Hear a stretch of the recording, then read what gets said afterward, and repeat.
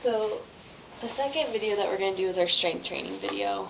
This is what we're going to do for the whole month, January through May. We're going to have a monthly segment. So the whole month of January is going to be one routine. The whole month of February is going to be one routine.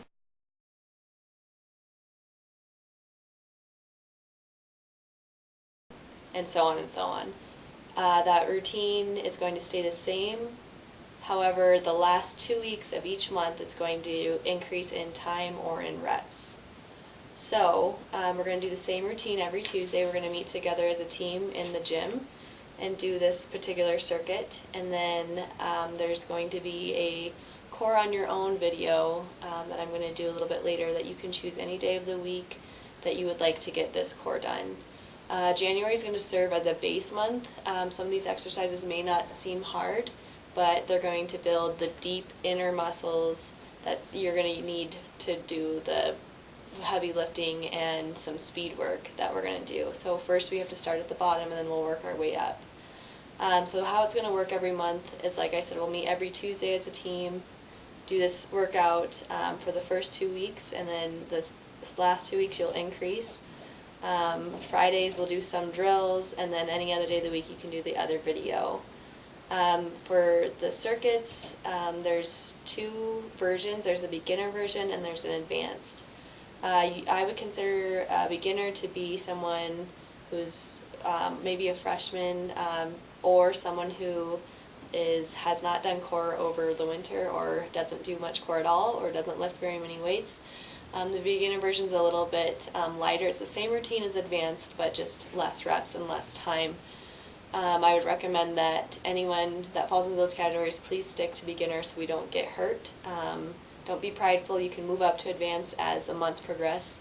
Start out at beginners if you fall into any of those categories. Advanced, I'd consider you advanced if you have been doing core over winter break, are older and have been around it, and or have been around lifting weights. So I'm going to start out with what we'll be doing on Tuesday.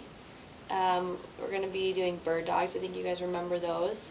The most important thing is, like I said, January is going to serve as a base and a foundation. So if you guys don't have proper form throughout these and you're being lazy and not holding it right and not checking your form to make sure your pelvis is neutral, your head's up, then you're wasting your time.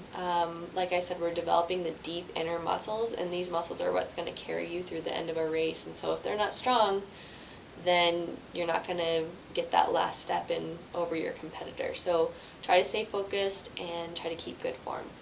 So the first exercise is called bird dog. And what you want is your hands directly below your shoulders, like this, and your knees in alignment with your hands. And you're going to lift straight up and hold. Try to make it as perfect as a line as possible. Hold this for 5 seconds. Down. Hold it for 5 seconds. And down. You're going to do that, for beginners, you're going to do that 10 times. And then for advanced, you're going to do that 15 times. The next exercise is called Australian crawls. So you're going to lay on the ground on your stomach like this, and you're going to bring your knee up to your elbow. So keeping your chest down, do not twist your chest, only your legs. Bring it up, down, up, down, up, down. So you're going to be doing 15 of those beginners, and then advanced you're going to be doing 20 of those. The next exercise is supine draw-ins. So this is going to help you with your posture. So you're going to lay on your back, and then you're going to, see this hole, you're going to tuck your pelvis in so there's no hole, and then relax. And you're going to tuck it in, hold it for 5 seconds, and relax. The reason why we're doing these is because it helps stimulate nerve control, and it teaches your spine how it's supposed to be aligned with your hips. So this is a very easy exercise, but very important as well. It'll strengthen your nerves and teach them how to appropriately align with your hips. So again, you're going to be closing the space by drawing it in and letting it out. Beginners, you're going to be doing 12. Advanced, you're going to be doing 15. The next exercise is going to be called running up downs. And so what that means is we're going to work on your running arm form and your back strength right here. So you're going to grab a pair of weights. Choose weights that are appropriate for you. Beginners, you're going to do this for 30 seconds. Advanced, you're going to be doing it for 40 seconds. So you're going to grab your weights and you're going to get into a running stance. So whatever foot you want out, and you're going to keep your back straight like this, foot out, and you're going to run. So we don't want this because we don't run like this. We want it perfectly straight. So do it slow and watch yourself in the mirror. Mimic exactly how you're going to run. So running up downs is you're going to get into the mode of swinging. You're going to go down, and then you're going to come back up. You're going to go down, and you're going to come back up.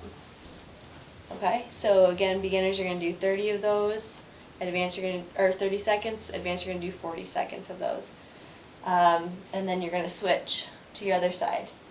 Do 30 to 40 seconds going down, 40 seconds coming up. And if you feel comfortable, you can increase the speed or you can increase your weight a little bit, but start out small. The next thing is called plank around the world.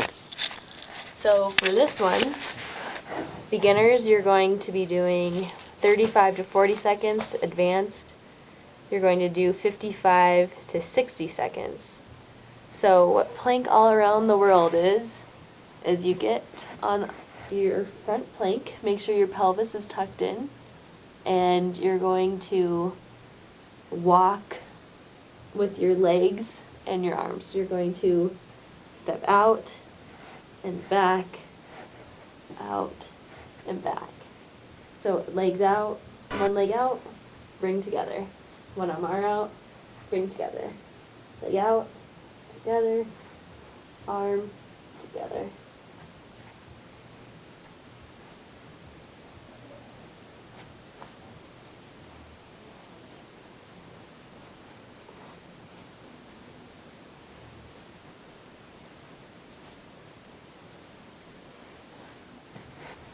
And then, of course, on round 2, you will switch directions on that. And then the next exercise is a wall squat. And what you're going to do is you're going to come up against the wall like this. And you're going to sink down until you have a perfectly 90-degree angle. Put your hands on your hips, tuck your spine in. And beginners, you're going to hold this for 35 seconds. Advanced, you're going to hold this for 45 to 50 seconds.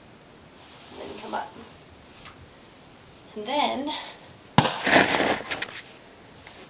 the last 2 exercises, beginners, you're going to do as many push-ups as you can until you fail. So it's called push-ups to failure. So do as many push-ups as you can until you can't do any more, but you only have to do 1 set of those. Advanced, you're going to do walking push-ups to failure, 1 set. So push-ups, you know, for beginners, it's just your forearms underneath your shoulders, your pelvis is tucked in, your head is neutral. So beginners, you're going to do push-ups until you fail. Whereas advanced, you're going to do walking push-ups. So you're going to walk down, put your arm out, down, put your arm out, down. You're going to do as many of those until you fail. And then the last one is hip bridging, and I think everyone knows what those are. Beginners, you're going to do a double hip bridge. So that means that you're going to double hip bridge is you have both feet on the ground and you lift straight up. As far as you can go, and then down. Up. Hold so you can get that glute strengthened and down. And beginners, you're going to do 35 to 40 seconds. Advanced, you're going to do single leg hip bridges. So you're going to put one foot out, make sure your foot is straight, and lift up. You don't want this to go up, you want your hips to go up. So your hips go up, up. So you're going to do 40 seconds of those on one leg, and then 40 seconds of one on this leg. So that's what we'll be doing on Tuesdays.